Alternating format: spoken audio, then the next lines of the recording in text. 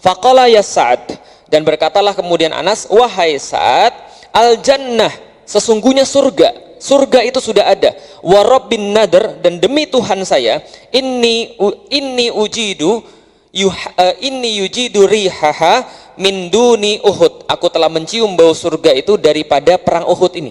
Lalu kemudian dia berkata, qala Sa'du, lalu berkata Sa'ad, famastata'tu ya Rasulullah. Setelah perang itu Sa'ad menceritakan pada Rasulullah, ya Rasulullah, aku nggak bisa mencegah orang ini untuk maju sendirian. Aku nggak bisa mencegah orang ini untuk maju ke medan perang karena dia sudah sangat pengen sekali. Lalu kemudian diceritakan berikutnya, Anas bin Malik berkata, yang merawikan hadis ini, maka kami menemukan lebih dari 80 bekas tebasan pedang, tusukan tombak dan panah digabung jadi satu. Jadi 80 luka. Jadi antum bayangin, ini satu orang ini punya 80 luka, tebasan pedang, tembakan panah dan tusukan tombak. Nah, jadi orang-orang ini kemudian ketika melihat dia ini, dia meninggal dalam keadaan dicincang oleh kaum musyrik hingga tidak ada satupun yang bisa mengenali kecuali saudaranya yang mengenalinya daripada ujung jemarinya. Jadi ujung jemarinya mungkin punya simbol atau tanda khusus ya. Lalu kemudian dikenali dari situ. Nah, Anas berkata, kami berpendapat atau mengira bahwa firman Allah, minal mu'minina rijalun shadaku ma ahadallaha alaih, ini diturunkan dalam perkara Anas bin Nadr, yaitu adalah perkara dia ketika dia mengatakan pada Rasulullah, ya Rasul, aku telah tidak hadir ketika perang Badar yang pertama, ketika engkau memerangi kaum musyrik.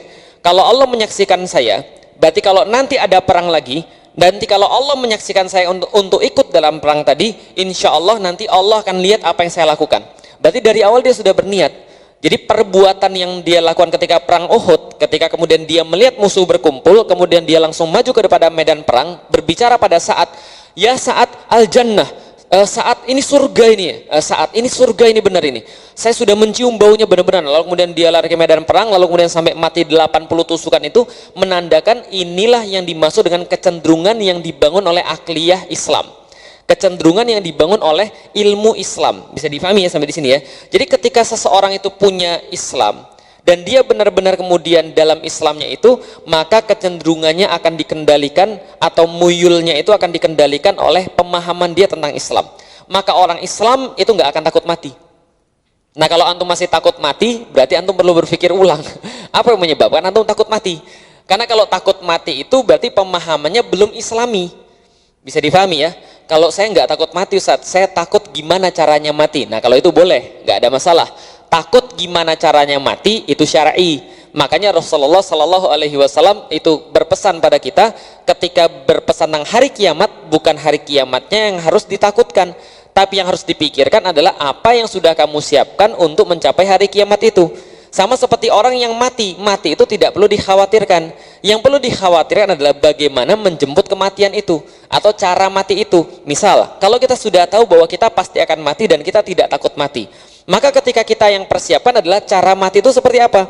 Dengan mencari ilmu, dengan kemudian memperbanyak amal soleh. Kalau punya duit disedekahkan, kalau punya ilmu dibagi, kalau nggak punya ilmu, nggak punya uang, lantas kemudian dia melakukan sesuatu dengan tenaganya untuk berkontribusi pada dakwah Islam. Ini adalah yang dia lakukan dalam mempersiapkan kematian. Nah, itu terjadi kalau seandainya Islam sudah menjadi bagian daripada dirinya, mempengaruhi kemudian kecenderungannya. Contoh misalnya, dulu kalau saya lihat babi biasa aja. Lama-lama kalau saya lihat babi, oh ini makanan enak ini. Lah kenapa? Karena kecenderungannya itu dibangun oleh sesuatu yang tidak Islami. Paham maksud saya? Bagaimana kemudian orang-orang yang bukan Muslim itu lihat babi nggak enak? Coba antum bayangin, coba gini ya. Dari segi manfaat, babi itu kan paling manfaat.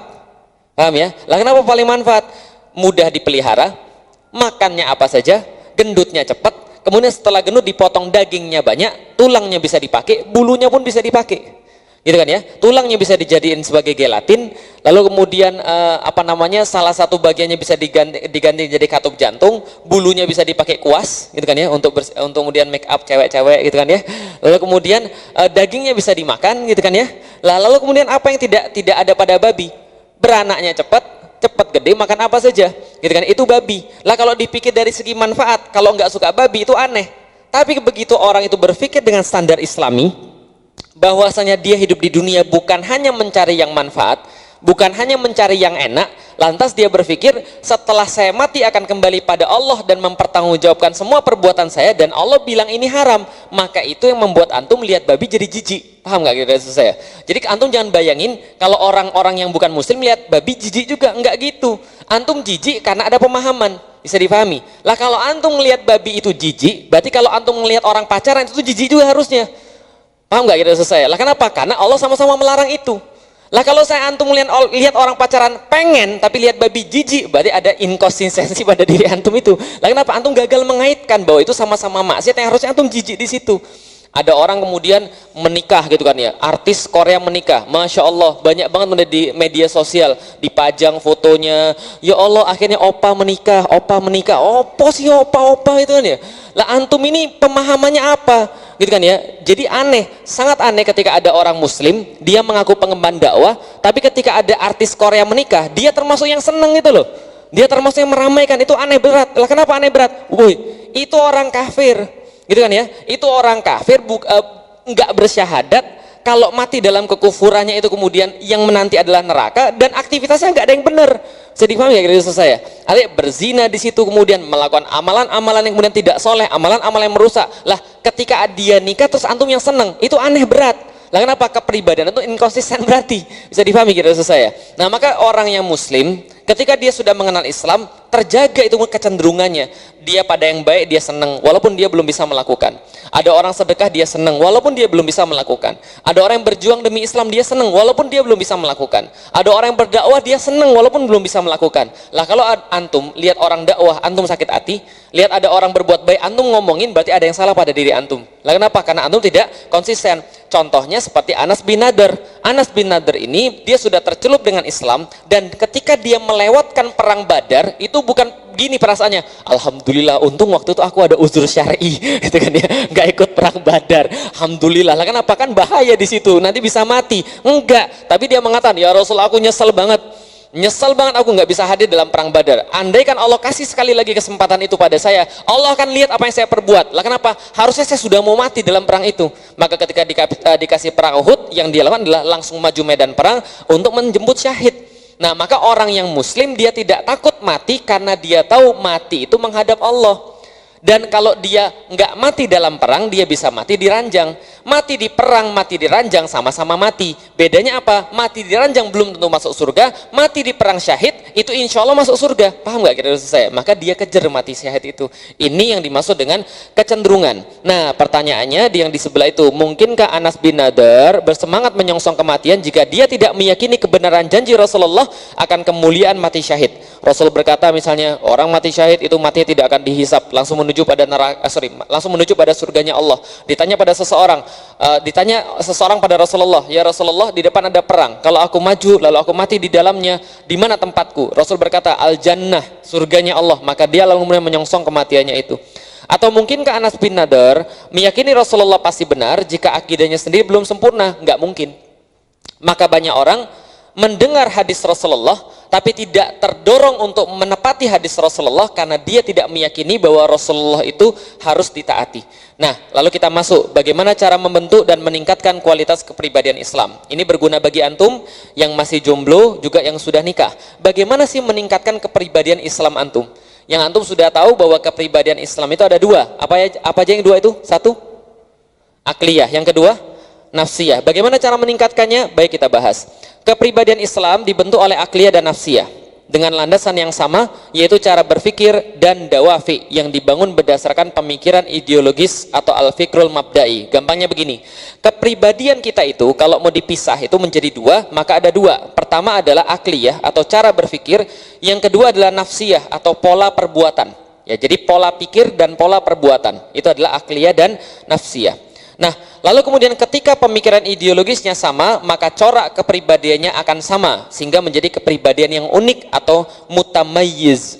Sebaliknya, jika pemikiran ideologisnya lebih daripada satu, atau kaidah berpikir itu, atau pengaruh pemikiran itu lebih daripada satu, maka dia akan menjadi kepribadian yang amburadul atau ghairu mutamayyiz, kepribadian ganda atau kepribadian triple dan sebagainya. Dan ini banyak antum temukan, dan jangan-jangan diri kita sendiri termasuk hal itu.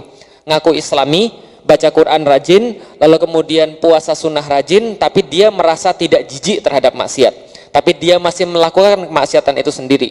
Nah, karena itulah membentuk kepribadian Islam harus dimulai dari membentuk mafhum atau persepsi. Lihat halaman sebelumnya bahwa ketika kita berbicara tentang dawafi, berbicara tentang dorongan, itu mafhum sangat berpengaruh. Berarti mafhumnya apa, itulah yang mempengaruhi perbuatannya apa. Nah, maka kalau kita lihat tadi, nah karena itulah membentuk kepribadian harus dimulai dari membentuk persepsi Islami. Hal ini terlihat dari firman Allah, innallaha la yughayyiru ma biqaumin hatta yughayyiru ma bi anfusihim. Sesungguhnya Allah tidak akan mengubah keadaan dalam suatu kaum sebelum kaum itu mengubah apa yang ada pada dirinya sendiri. Perhatikan, innallaha la yughayyiru. Sesungguhnya Allah la yughayyiru, dia tidak akan pernah merubah. Dia tidak akan merubah dan tidak akan pernah merubah la yughayyiru ma biqaumin, ma apa-apa, biqaumin, pada satu kaum, hatta yughayyiru, sampai mengubah sendiri, ma bi anfusihim, apa-apa yang ada pada orang itu. Jadi gini ceritanya, lafaz anfus yang di belakang, innallaha la yughayyiru ma biqaumin hatta yughayyiru ma bi anfusihim, kata hatta di situ itu adalah sebagai sebuah tartib. Tartib itu gini, dari sini baru ke sini. Contoh misalnya begini, Felix pergi setelah itu Arif, berarti Felix duluan baru Arif, itu kan ya. Tapi kalau Felix pergi bersama Arif, berarti nggak ada tertib di situ, nggak ada aturan setelahnya. Hatta itu di dalam Al-Quran untuk menunjukkan adanya sequence, adanya apa namanya, dari sini baru ke sini. Jadi misalnya contoh di sini, hatta yughayyiru ma bi anfusihim, berarti yang harus diwujudkan yang belakangnya dulu, baru terjadi yang di depan. Bisa difahami sampai di sini? Nah, tidak akan Allah mengubah keadaan dalam satu kaum sampai kaum itu mengubah anfusihim, ma bi anfusihim. Di sini dibahas lafaz anfus yang merupakan bentuk jamak dari kata nafs dalam bahasa Arab adalah lafaz mushtarak. Kita sudah belajar kalau mutaradif itu adalah banyak kata satu arti, kalau mushtarak itu satu kata banyak arti. Gitu kan? Contoh misalnya, dalam lafaz nafs ini bisa bermakna nyawa atau ruh. Dia masih punya nafs, berarti masih punya nyawa atau ruh. Mata jahat atau ain lammah, misal dalam surat Al-Qiyamah, la uqsimu biyaumil qiyamah wa la uqsimu bin nafsil lawwamah. Bin nafsil lawwamah itu adalah artinya nafs yang lawwamah, atau adalah mata jahat, itu adalah nafsu yang lawwamah, nafsu yang tidak baik.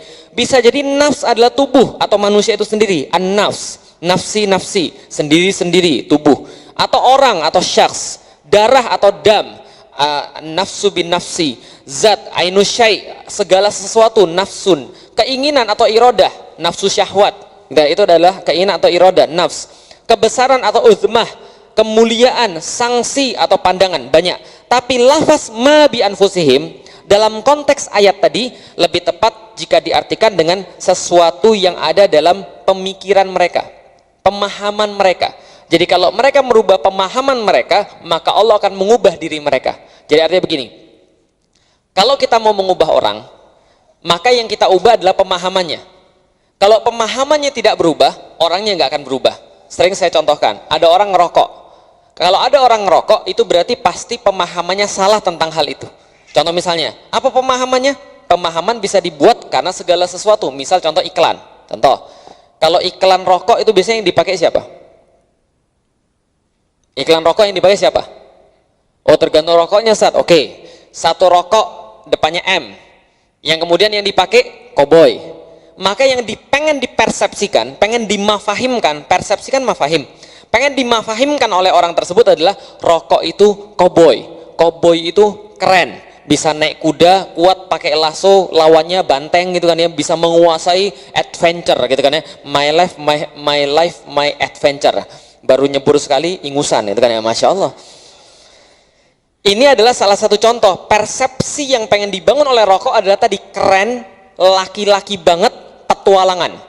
Ada lagi rokok yang persepsinya lain lagi. Persepsinya apa? Persepsinya adalah youth, anak muda. cowok cewek gaul gitu kan ya, lalu kemudian kreatif keren gitu kan ya. Ini kemudian ini yang terjadi persepsi tadi. Nah, ketika orang kemudian mendapat persepsi itu, ketika dia ngerokok yang dibayangin begitu, wah keren banget gue gitu kan ya, itu persepsi dia. Tapi kita kasih persepsi yang lain. Bro, antum tahu nggak bro, zaman dulu penelitiannya bisa jadi rokok itu tidak menimbulkan kanker 100%. Makanya ulama-ulama zaman dulu mengatakan rokok itu makruh. Tapi zaman sekarang, itu seluruh ilmuwan itu sudah sepakat bahwa rokok itu pasti mengakibatkan kanker. Tinggal tunggu waktunya aja. Mau antum setahun, 2 tahun, 2 bulan, 3 bulan, tinggal tunggu waktu aja. Tapi sudah pasti. Itu sudah pasti-pasti. 2 tambah 2 sama dengan 4. 4 tambah 4 sama dengan 8. Rokok pasti kanker. Gitu aja sebenarnya. Berarti kalau antum ngerokok, itu pasti kanker. Artinya ketika antum lagi melakukan begitu, itu antum sedang menyiksa diri antum sendiri, melukai diri antum sendiri, dan antum tidak sayang dengan keluarga antum. Lah kenapa? Kalau antum mati, siapa yang jagain mereka? Membuat susah atau enggak? Orang ngerokok itu mendingan kalau mati sekalian. Tapi kalau kanker, antum tahu kanker? Antum tahu kanker paru-paru kayak apa? Kanker paru-paru itu ya, terbaring di rumah, gitu kan ya, nggak bisa ngapa-ngapain, tiap kali kemudian harus pergi kemudian untuk berobat, dan dia nggak bisa cari duit. Paham antum? Mati enggak, jadi beban iya. Itu menyulitkan. Paham nggak itu saya? Dibunuh nggak boleh. Paham itu saya? Itu kan menyulitkan istri dan anaknya. Nah itu maksudnya. Jadi kalau dia dikasih pemahaman seperti itu, oke. Kalau misalnya belum paham juga, ikut saya nih, pergi ke tempat orang-orang TBC itu kan ya. Nah, begitu orang TBC pas dia muntah darah, ciumin itu menan darahnya gitu kan ya. Nah, biar dia ngerti seperti apa pemahamannya kalau orang ngerokok itu. Nah kalau sudah pemahamannya diubah tentang rokok, insya Allah dia nggak akan merokok lagi. Sama seperti ada orang kan ya, sudah saya contohkan berkali-kali, datang pada Rasulullah, ya Rasulullah saya pengen berzina. Kata Rasulullah, ya nggak apa-apa, tapi saya mau tanya dulu, kalau seandainya kamu punya ibumu dizinai sama orang, kamu ridho nggak? Enggak ya Rasul. Lah kalau kamu punya adik perempuan dizinai sama orang, gimana? Enggak mau saya. Atau kamu punya istrimu dizinai orang, gimana? Enggak mau lah. Lah kalau kamu mau berzina, kamu harus tahu bahwa yang kamu zinahi itu, kalau enggak ibunya orang, anak perempuannya orang, kalau enggak ya istrinya orang, kemungkinannya itu saja. Lah kalau kamu nggak mau, orang lain juga nggak mau mas, jadi jangan berzina. Nah setelah itu dia jadi paham, oh iya ya, dia jadi memahami, pemahamannya berubah. Pemahaman awalnya apa? Zina itu enak, punya banyak cewek itu adalah lebih keren gitu kan ya. Tapi ketika dia sudah ngerti, oh iya, kalau saya punya istri saya nggak mau, kalau saya punya ibu saya juga nggak mau, kalau saya punya anak perempuan saya nggak mau ketika anak perempuan saya berzina. Masa saya mau berzina dengan orang yang itu adalah kalau nggak anak perempuan orang pasti istri orang, kalau nggak adalah anak istri atau misalnya ibu orang gitu kan ya. Ini adalah kemudian menjadi pemahaman dia. Rasul mengganti pemahamannya sehingga dengan pemahaman yang baru itu dia beraktivitas dengan aktivitas yang baru. Tidak bisa dipaksa. Ada orang ngerokok, sini kamu tempeleng, jedar, awas ngerokok lagi ya di sini ya. Mungkin depan antum dia nggak akan ngerokok. Lah kenapa? Karena pemahamannya ngerokok di depan antum ditempeleng. Tapi ngerokok di tempat yang lain enggak. Bisa difahami ya? Itu pemahaman namanya. Tapi saat ada orang sudah paham bahwa rokok itu berbahaya, dia paham rokok itu menyengsarakan, dia paham rokok itu membuat tidak baik, tapi dia tetap merokok juga. Berarti habits yang jadi masalah. Habits harus diganti juga. Maka untuk mengganti perbuatan manusia, pertama pemahaman, yang kedua habits. Bisa difahami sampai di sini? Nah, maka innallaha la yughayyiru ma biqaumin hatta yughayyiru ma bi anfusihim. Ada orang belum islami, belum berbuat islami, wajar karena pemahamannya tidak islami. Maka kalau mau mengubah orang, ubahlah pemikiran atau pemahamannya terlebih dahulu. Inilah sunatullah yang telah ditetapkan oleh Allah pada manusia, bahwa perubahan selalu harus dimulai dari berubahnya pandangan mengenai segala hal. Caranya dengan membentuk mafhum yang dibangun berdasarkan kaidah Islam. Mafhum atau persepsi inilah yang akan membentuk akliyah dan nafsiyah. Contoh, ada seorang perempuan tiba-tiba sama seorang laki-laki dikasih mobil. Kira-kira perempuan itu senang atau tidak? Oh senang, matre berarti antum itu kan ya. Dikasih mobil padahal nggak kenal, senang atau tidak? Cewek akan berpikir, kamu ini ngasih saya kenapa? Ini suap ya? Kamu kira saya cewek apaan? Begitu. Lalu apa? Padahal dikasih mobil. Tapi karena dia tidak paham, maka dia nggak senang. Tapi kalau dia misalnya sudah ditunjukkan, saya mencintai kamu, saya suka sama kamu, kan kamu istri saya. Nah ini saya kasih mobil, dia senang atau tidak? Senang. Itu namanya mafhum. Jadi mafhum itu mempengaruhi segala macam penerimaan antum dan mempengaruhi segala macam apa yang antum keluarkan pada orang. Contoh, ada orang nggak suka sama seseorang, kira-kira apa yang dilakukan benar atau salah? Kalau ada orang sudah nggak suka sama seseorang, benar atau salah? Salah. Contoh, antum sudah nggak suka sama seseorang karena pemikiran antum, pemahaman antum tentang dia pemahaman yang jelek. Dia mau berbuat apa saja pasti salah. Dia mau berbuat, dia minta maaf, minta maaf, ini pasti palsu, gitu kan ya.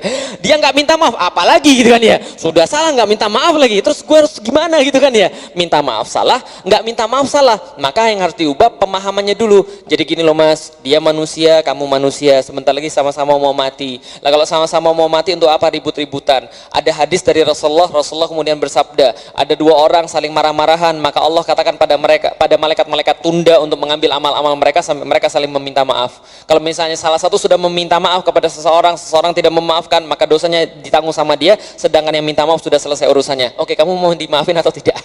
Kamu mau dimintain maaf atau tidak? Oh ya, insya Allah saya mau, karena pemahamannya sudah diganti. Bisa difahami sampai di sini? Nah, itu adalah mengubah pemahamannya. Jadi kalau antum mau mengubah orang, ubahlah pemahaman terlebih dahulu. Masalahnya apakah yang dimaksud dengan mafhum? Bagaimana dia terbentuk? Mafhum adalah makna pemikiran, bukan makna lafaz. Ini ada penjelasan yang sedikit agak sedikit jelimet, tapi nanti insya Allah akan saya sederhanakan.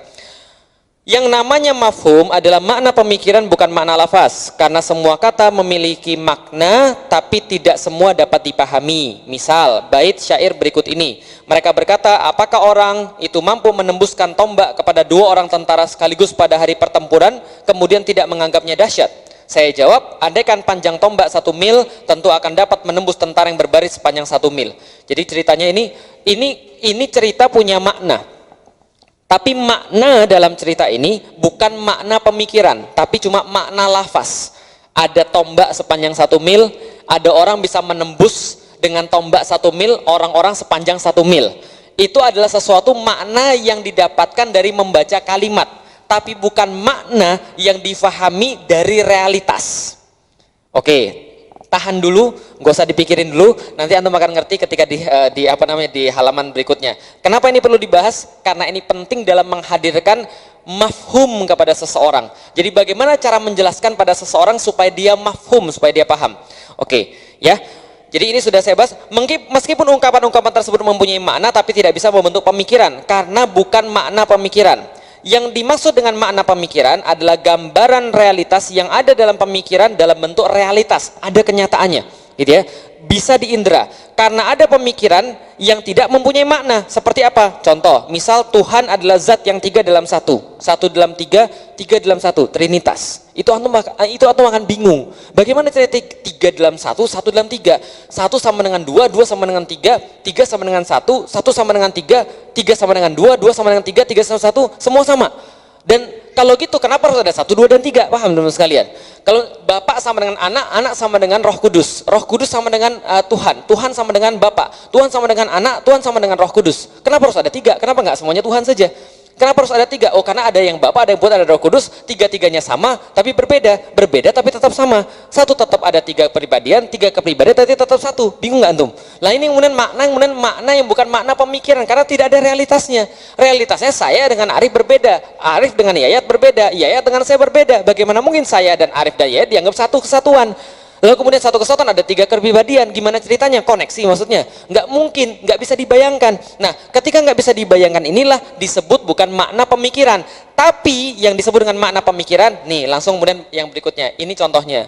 Di dalam Al-Quran, ketika Allah menjelaskan satu perkara, maka Allah menjelaskan kepada Anda dengan tamsil, dengan perumpamaan yang Anda bisa indera, yang ada realitasnya. Contoh, kaifa daraballahu bihadza masalan. Bagaimana?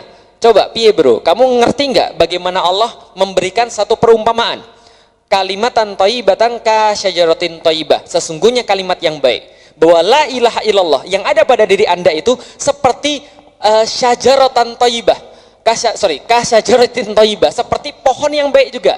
Pohon yang baik itu seperti apa? Allah katakan asluha sabitun. Anda harus pastikan akarnya ini menghujam ke tanah. Kalau akarnya sudah menghujam ke tanah, maka far'uha fis sama, maka dia dapat menopang segala sesuatu yang ada di atas tanah itu. Lalu kemudian ketika sudah ada akar yang baik, menopang kemudian yang di atas tanah dengan baik, kemudian daun-daunnya mengarah pada langit, mendapatkan cahaya matahari, berfotosintesis dengan baik, melakukan proses-proses yang normal, maka Anda akan melihat hasil berikutnya. Tu'ti ukulaha kulahin. Maka Allah akan mengizinkan dia untuk memberikan buah setiap waktunya. bi'idzni rabbiha, dengan izin daripada Tuhannya tentu saja. Ini adalah contohnya. Berarti kalimat yang baik, la ilaha illallah Muhammadur Rasulullah, antum hujamkan dalam hati, pahami dengan baik, maka dia akan menyebabkan antum punya far'uha fis sama, akan menyebabkan antum punya dahan-dahan yang mengarah pada udara. Yaitu apa misalnya? Ketaatan pada Allah. Amal-amalnya senantiasa amal-amal yang kemudian amal yang soleh, bukan amal-amal yang kemudian bersifat khabis, bersifat sesuatu yang salah. Misal, ketika orang sudah beriman pada Allah, maka dia akan sholat. Ketika orang sudah beriman pada Allah, maka dia akan menutup aurat. Berarti, kalau ada orang yang mengaku beriman pada Allah, tapi aktivitasnya belum menutup aurat, berarti akarnya belum menghujam ke tanah. Paham sampai di sini? Berarti kalimatnya itu tidak sampai di sini. Karena begitu kalimat itu sampai di sini, itu mudah luar biasa. Kalimat-kalimat yang baik seperti pohon yang baik. Kalau pohonnya belum baik, berarti kalimatnya belum baik. Gampang sampai di sini? Ada akar. Makanya di dalam Islam itu harus radikal. Nah, kenapa? Allah yang memerintahkan untuk radikal. Kaifa daraballahu bihadza masalan kalimatan thayyibatan ka syajaratin thayyibah. Sesungguhnya pohon yang baik seperti kalimat yang baik seperti pohon yang baik. Yang pertama, akarnya menghujam ke tanah, radikal. Karena kenapa? Dalam pelajaran pertanian, segala sesuatu dimulai dengan akarnya. Kalau akarnya benar, atasnya juga benar. Kalau antum mau mengendalikan atasnya, kendalikan akarnya. Bonsai itu dibuat dengan cara memotong akarnya supaya ya akarnya segitu-gitu aja. Kemarin saya juga baru nanya, ada seorang ustadz, saya pergi ke Pekanbaru nanam pohon kurma. Lalu kemudian saya tanya, "Wih, pohon kurmanya bagus Ustadz. Itu udah berapa lama?" "Alhamdulillah, ini baru sekitar pohon kurma saya baru sekitar 6 bulan." 6 bulan gede banget tuh segitu. Lah, emang antum punya pohon kurma segimana? "Pohon kurma saya baru segini." Saya tunjukin fotonya. "Loh, kenapa bisa begitu ya?" Saya bilang, "Saya tuh lupa pelajaran saya, ternyata saya belum ganti pot." Paham sekalian? Ya potnya segitu. Potnya segitu, ya tanamannya segitu-gitu juga. Nah, untuk mau lihat kurma yang sudah dibonsai ada di rumah saya itu. Nah, kenapa? Karena akarnya segitu. Kalau akarnya segitu, pohonnya nggak bakal gede, jamin itu. Kecuali kalau antum memberikan nutrisi yang benar. Tapi memberikan nutrisi sebanyak apapun, mustahil pohon itu bisa gede kalau nyerapnya nggak gede. Yang nyerap itu apa? Akar. Bisa dipahami sampai di sini? Nah, maka ketika kita melihat ini, oh iya, berarti kalau saya belum memberikan manfaat bagi orang, keberadaan saya itu bukan tidak seperti buah yang memberikan manfaat bagi orang. Orang melihat saya masih kesal, orang melihat saya masih nggak baik. Berarti jangan-jangan ada sesuatu yang salah pada diri saya. Apa itu? Akarnya belum benar. Karena kalimat yang saya ucapkan, la ilaha illallah Muhammadur Rasulullah, itu belum saya pahami. Maka dia belajar bagaimana memahami kalimat la ilaha illallah, bagaimana memahami akidah, bagaimana memperkuat akarnya. Kalau akarnya sudah selesai, baru saya bisa menumbuhkan amal-amal soleh. Kalau saya sudah menumbuhkan amal-amal soleh, pasti orang mengambil manfaat dari saya. Berarti kalau ada orang muslim tidak bermanfaat, coba cek akarnya benar atau tidak. Faham sampai di sini? Faham. Karena kenapa? Maknanya makna pemikiran. Ada realitasnya? Ada. Coba lihat yang lain. Ada yang lain. Perumpamaan kalimat yang buruk itu seperti pohon yang buruk. Syajaratin khabithah. Khabithah itu apa? Pohon yang buruk. Pohon yang buruk itu seperti apa? Dicabut akar-akarnya, tidak dapat berdiri tegak. Lah kalau berdiri saja dia tidak mampu, bagaimana bisa berfotosintesis? Kalau berfotosintesis saja tidak mampu, bagaimana dia bisa hidup? Kalau hidup saja tidak mampu, bagaimana dia bisa berbuah? Maka semua makna-makna yang dihadirkan di dalam Al-Quran ini adalah makna yang punya realitas atau makna pemikiran. Nah, inilah yang kemudian disebut dengan makna pemikiran atau persepsi. Jadi, kalau antum pengen merubah seseorang, balik lagi, perbuatan-perbuatan dia daripada perbuatan-perbuatan yang buruk, pengen dihijrahkan menuju perbuatan-perbuatan yang baik, yang harus dihadirkan apa? Persepsi. Persepsi apa? Yang ada realitasnya. Contoh, buat orang tidak merokok, gimana caranya? Sudah melihat seperti itu, coba bayangin, antum mau istri antum kayak begitu? Antum mau anak antum kayak gitu? Kalau antum mau matilah yang keren. Gimana mati keren? Jihad fisabilillah. Nah, itu matinya keren gitu kan ya. Nah, itu cara menghadapi persepsi seseorang. Oh, saya mau hijrah tapi saya takut Ustaz, nanti saya nggak punya duit. Oke, ikut saya sini. Nah, ini kenalkan, ini namanya bapak ini. Bapak ini dari dulu kerjanya di bank. Nah, setelah dia kemudian tahu tentang hukum Islam, dia resign. Lihat dia sekarang siapa? Penjual somai. Oh enggak, itu kan ya. Sekarang dia siapa? Sekarang dia adalah orang yang justru lebih tenang hidupnya, lebih bahagia. Coba tanya sama dia. Ternyata dia belum mati kok. Gitu kan ya. Yang antum pikirin bahwa kemudian keluar daripada maksiat, lalu kemudian enggak ada kerjaan, lalu kemudian enggak ada duit, lalu mati, itu adalah bayangan yang diberikan oleh setan. Kenyataannya enggak begitu. Nah, persepsinya diberikan. Ini ada realitasnya. Ini jaminan daripada Allah Subhanahu wa taala di dalam Al-Qur'an. Kalau di dalam Al-Qur'an kamu percaya bahwa kamu bakal masuk surga, karena itu kamu jadi seorang muslim. Ini janji Allah pasti akan membantu orang-orang yang berhijrah di jalan Allah. Maka ayo berubah bareng-bareng, ayo berubah sekarang. Ada realitasnya. Paham ya? Contoh misalnya ketika saya menjelaskan tentang kenapa harus berkerudung, saya jelaskan kenapa harus antum berkerudung. Oke, coba lihat nih, ini kasusnya ada satu nih. Ini ada seseorang nikahnya sama orang non muslim.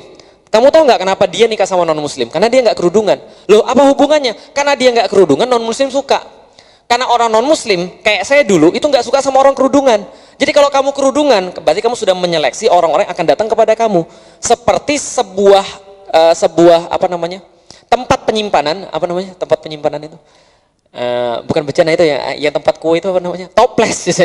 Ada toples gitu kan ya. Dikasih kemudian label kue nastar. Yang satu lagi dikasih label kue apa lagi yang terkenal?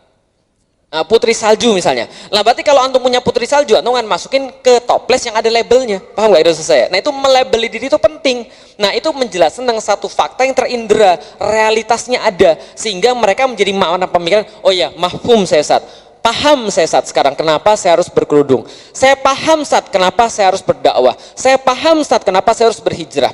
Saya paham saat kenapa saya harus beramal soleh. Karena saya bakal mati.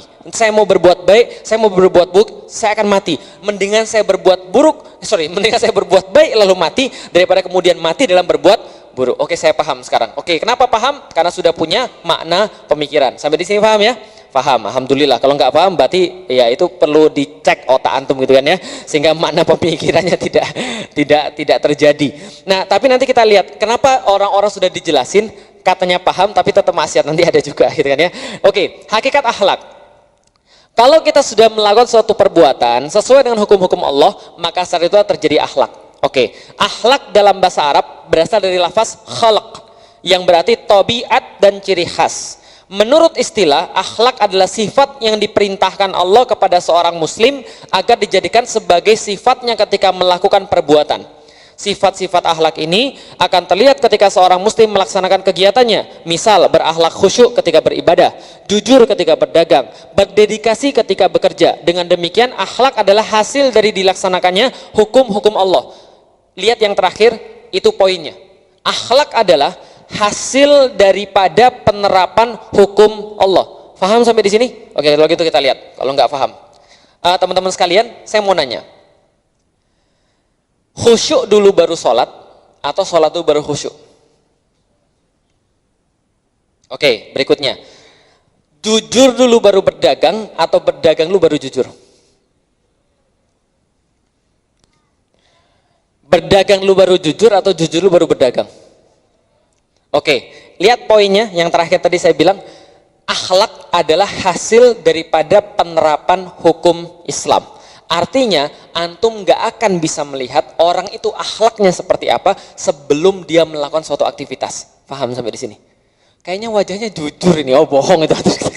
Wah, itu salah. Ini penipu nih wajahnya, ini gak bisa begitu. Paham ya? Ketika dia sudah melakukan satu aktivitas, baru dia kelihatan akhlaknya kayak apa. Paham ya? Jadi akhlak itu bukan sebelum aktivitas, tapi setelah aktivitas. Contoh, Allah memerintahkan ketika dalam berdagang, maka jangan banyak menyumpah. Allah perintahkan ketika berdagang, maka sampaikan apa yang Anda punya, walaupun yang Anda punya itu adalah sesuatu yang buruk. Qulil haqqa walau kana murran. Sesungguhnya sampaikan yang benar walaupun itu menyakitkan. Lah kenapa? Suatu hari ada yang datang pada Rasulullah, ya Rasulullah saya baru ditipu. Lah kenapa? Supplier saya yang ngasih barang kepada saya, itu barangnya nggak bagus. Sedangkan saya sudah bayar dengan barang yang bagus. Kalau aku jual ya Rasulullah dengan cara yang benar, yaitu adalah aku menyampaikan ini barangnya jelek, pasti harga yang aku dapatkan jadi berkurang. Untungnya nggak seberapa, berarti aku rugi ya Rasulullah. Boleh nggak? Kan aku kan dapat dari supplier ditipu nih. Boleh nggak aku sampaikan juga tidak apa adanya sehingga aku dapat duit sesuai dengan yang aku harapkan? Kata Rasulullah, qulil haqqa walau kana murran. Sampaikan yang benar walau itu menyakitkan. Paham ya?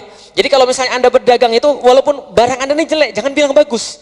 Nah, Anda melakukan qulil haqqa walau kana murran, Anda tidak pakai riba, Anda kemudian tidak banyak menyumpah, di saat itulah Anda dikatakan akhlaknya baik, akhlaknya jujur, akhlaknya benar. Paham ya? Ketika Anda sholat, Allahu Akbar, apa itu yang namanya khusyuk? Khusyuk adalah ketika Anda sholat, Anda kemudian berpikir bahwa ini adalah sholat yang terakhir, sehingga dengan sholat ini saya akan membawa sholat ini kepada Allah dan menyampaikan dengan Allah, inilah ibadah saya pada engkau. Saya akan berjumpa dengan Allah. Maka ketika kita sholat Allahu Akbar, itu yang kita pikirin, itu namanya khusyuk. Paham ya? Jadi khusyuk adalah hasil penerapan hukum Islam. Jujur adalah hasil penerapan hukum Islam. Artinya tidak ada pedagang jujur kalau dia tidak menaati syariat. Tidak ada orang yang khusyuk kalau dia tidak menaati syariat. Paham nggak gitu saya? Nah, kenapa? Karena akhlak adalah hasil daripada penerapan syariat. Ketika orang menerapkan syariat, baru dia punya akhlak. Sehingga orang ketika dia tidak menerapkan syariat, dia tidak punya akhlak. Orangnya jujur. Lah kenapa? Itu ditanya pasukannya di mana, dia ngomong benar. Oh, itu salah. Paham nggak gitu saya? Karena itu bukan akhlak yang Islami. Kalau akhlak universal, oke lah, nggak ada masalah. Moral, oke lah. Tapi kalau akhlak itu berkaitan dengan syariat. Jadi jangan bilang akhlak kecuali dengan syariat. Cacat dalam tingkah laku. Kepribadian Islam adalah kepribadian manusia biasa, bukan kepribadian malaikat. Saya lupa menjelaskan. Dalam kasus akhlak ini, antum tidak perlu berpikir tentang akhlak. Yang antum perlu berpikir adalah bagaimana caranya antum terikat dengan hukum Islam, menerapkan syariat Islam dalam setiap aktivitas, otomatis antum berakhlak. Paham ya? Jadi kira-kira gitu, itu maksudnya. Nah, kepribadian Islam adalah kepribadian manusia biasa, bukan kepribadian malaikat. Manusia diberi potensi untuk berbuat taat dan berbuat maksiat. Karena potensi inilah, maka manusia tidak ada yang maksum, tidak ada yang terbebas daripada dosa, tidak ada yang terbebas daripada kesalahan. Kecuali Rasulullah Shallallahu Alaihi Wasallam, beliau maksum.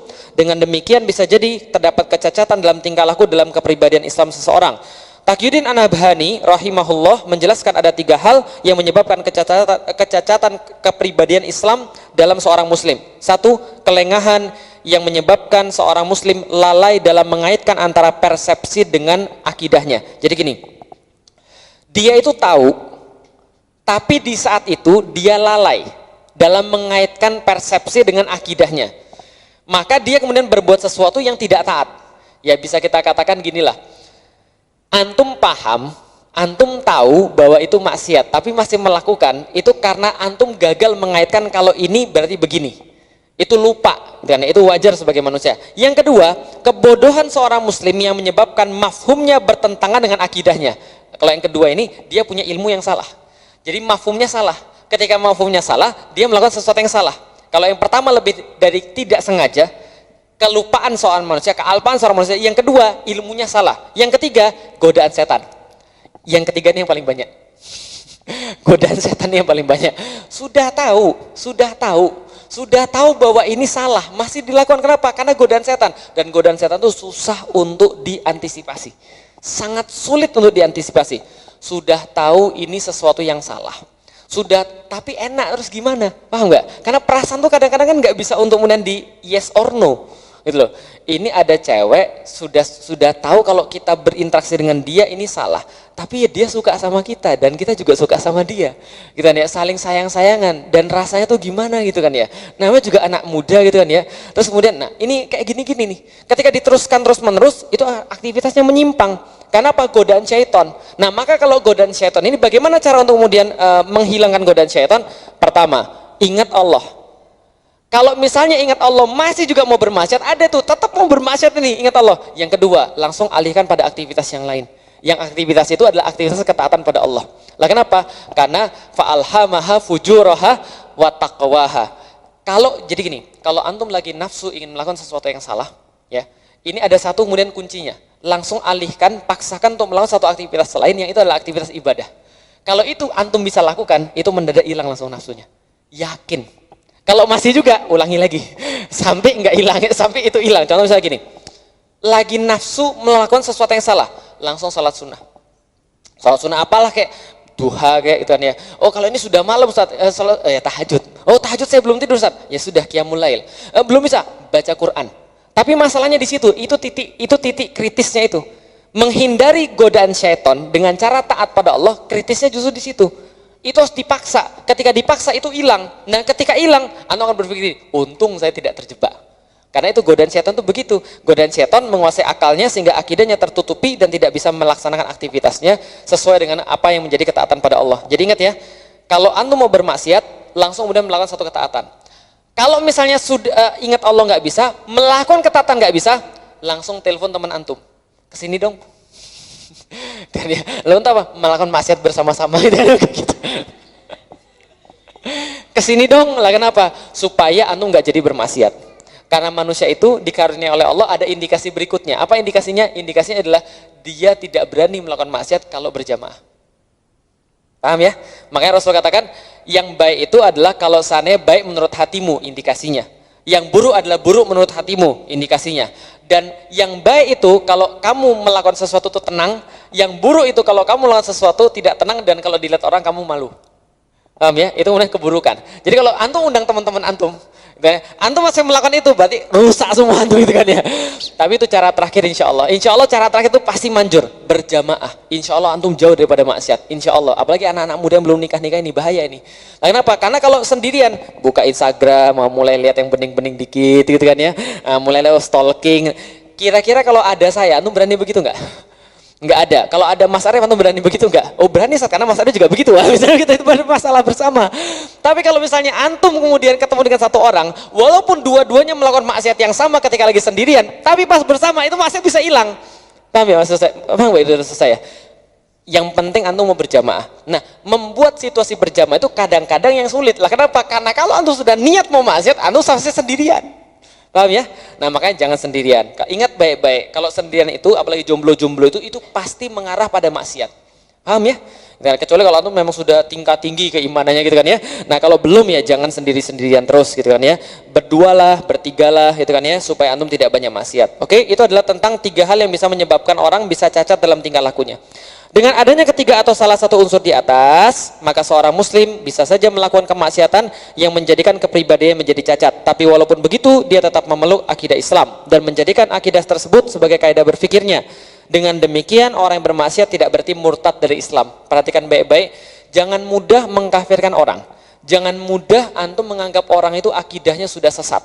Nah kenapa? Begitu antum melakukan itu berarti antum melakukan satu kesalahan yang sangat besar di dalam Islam yang justru bisa berbalik untuk mengkafirkan antum sendiri.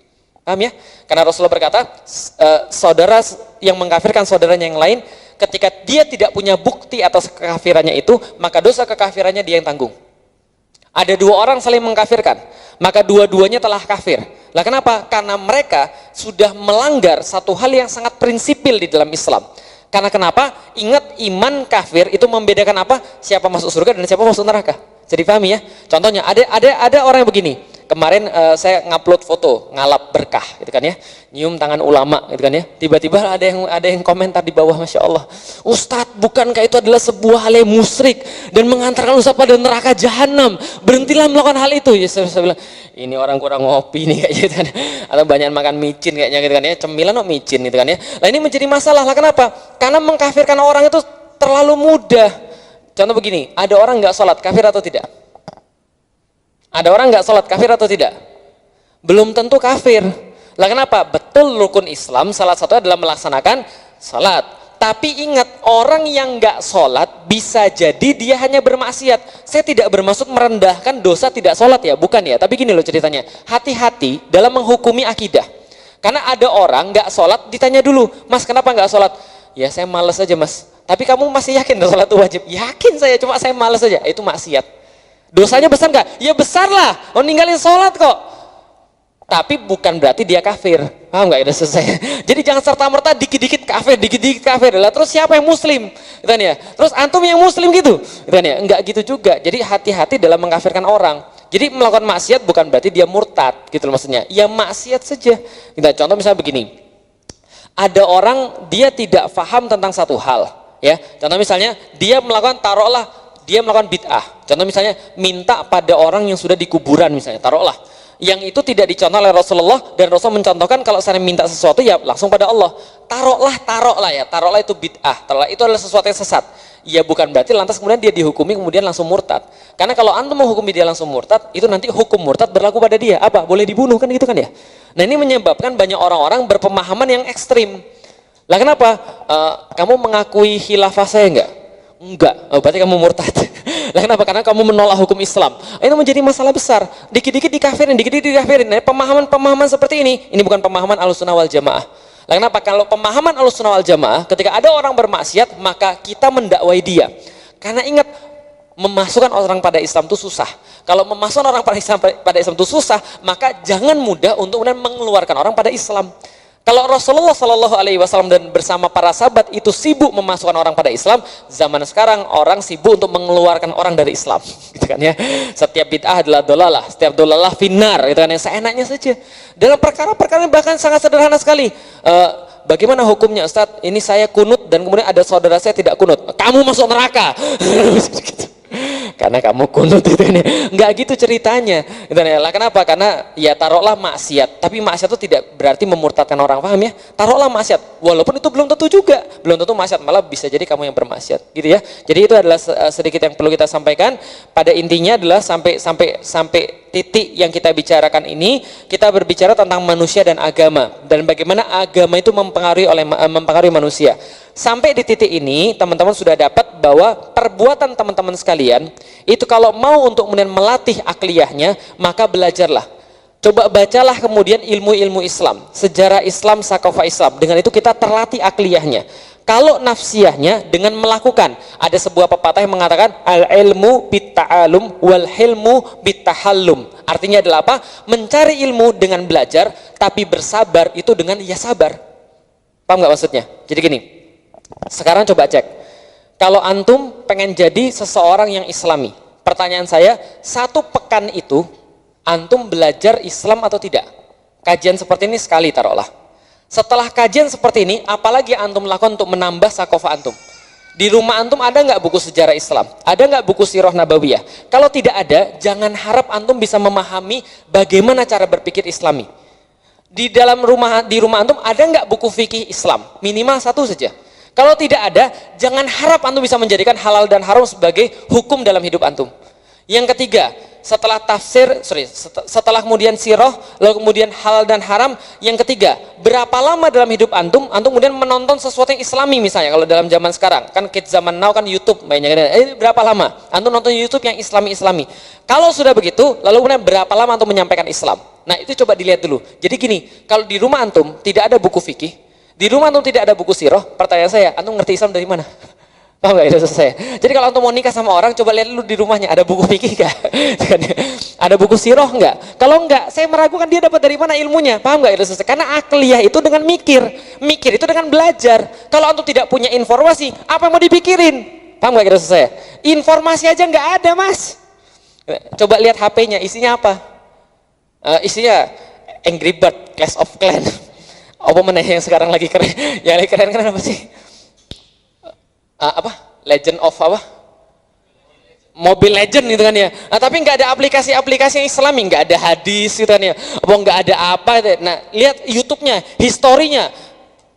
Raiso gitu kan ya. Sudah Sopo, gitu kan ya. Artis Korea, itu nggak layak untuk kemudian dinikahi. Paham antum? Lalu antum nyari masalah kalau nikahi orang kayak begitu. Tahu nggak kenapa? Karena manusia itu ada 2, apa tadi? Akliyah, nafsiyah. Itu baru dari segi akliyah loh. Ya, paham ya? Ini checklist yang bersifat gampang kalau antum mau nikah. Lihat dia, bukunya apa, bacaannya apa, ada nggak kemudian sirah di rumahnya, ada nggak kitab fikih di rumahnya, dia nontonnya apa, ustadz favoritnya siapa. Ustadz favoritnya tiba-tiba yang ngomong bahwa yang ngomong aneh-aneh kayak sekarang, ya berarti jangan dinikahi. Paham antum gitu ya? Antum kalau menikahi kayak itu cari masalah. Karena aklnya sudah nggak benar. Yang kedua, nafsiyah. Nah, nafsiyah ini al-hilmu bitahallum, sabar dengan bersabar. Lihat dia bagaimana ketika dia melakukan aktivitas tadi, akhlaknya tadi kan ya, ketemu anak kecil seperti apa, ngelihat ada orang salah seperti apa. Lihat kemudian ketika dia menunaikan amanah, lihat ketika dia berdagang seperti apa, lihat ketika dia kemudian lagi jalan-jalan di luar seperti apa. Tanya orang tuanya tentang kebiasaannya dia. Lihat di masjid, kenal nggak sama orang ini? Lah kalau orang ini nggak dikenal di masjid, lalu dia kemana sebenarnya? Itu kan ya. Ini kan berkaitan dengan nafsiyah. Tahu nggak? Cara makannya seperti apa, gitu. Nah ya kayak gitu-gitu maksudnya. Nah jadi ini adalah nafsiyah, paham ya? Jadi kalau sekarang kalau antum nyari jodoh, jangan lagi kemudian disandarkan pada yang lain, akliyah dan nafsiyahnya, karena itulah yang menyebabkan kepribadian orang menjadi islami. Nanti kita akan bahas tentang berikutnya, tentang perbuatan manusia menurut Islam, motivasi, nilai dan tujuannya.